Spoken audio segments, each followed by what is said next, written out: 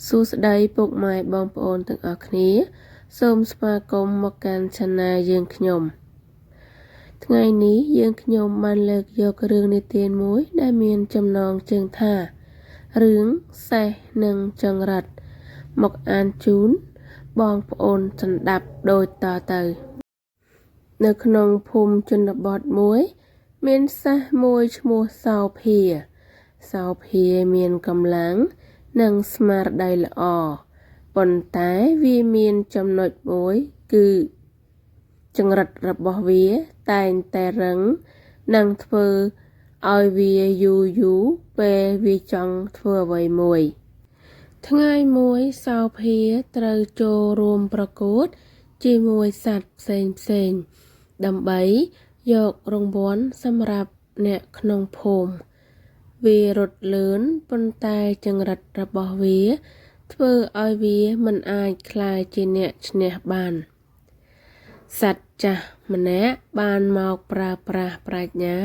និងនិយាយថាសោភាចង្រិតរឹងមិនអាចជោគជ័យបានត្រូវចេះបត់បែននិងប្រើប្រាស់វាដោយសមស្របសោភាស្ដាប់និងព្យាយាមប្រើចង្រិតរបស់វាឲ្យឆាប់បត់បែននិងស្រួលចលនាវាបានចូលរួមប្រកួតនិងឈ្នះជ័យលាភីដោយប្រើកម្លាំងរួមជាមួយប្រាជ្ញាចាប់ពីថ្ងៃនោះមកសោភាបានរៀនថាកម្លាំងតែមិនគ្រប់គ្រាន់បើគ្មានប្រាជ្ញានិងការបត់បែនសត្វផ្សេងនៅក្នុងភូមិគោរពនិងស្រឡាញ់សោភាអត្ថន័យនៃមេរៀននេះគឺកម្លាំងមិនគ្រប់គ្រាន់ទេត្រូវប្រើប្រាជ្ញានិងចេះបត់បែនក្នុងការប្រកួតប្រជែងនឹងជីវិតប្រចាំថ្ងៃចារឿងនិទាននេះត្រូវបានបញ្ចប់សូមអរគុណពុកម៉ែបងប្អូនដែលបានចូលរួមសន្តាប់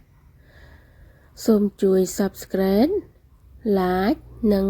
Share ដើម្បីទទួលបានរឿងនិទានថ្មីទៀតជារៀងរាល់ថ្ងៃសូមអរគុណ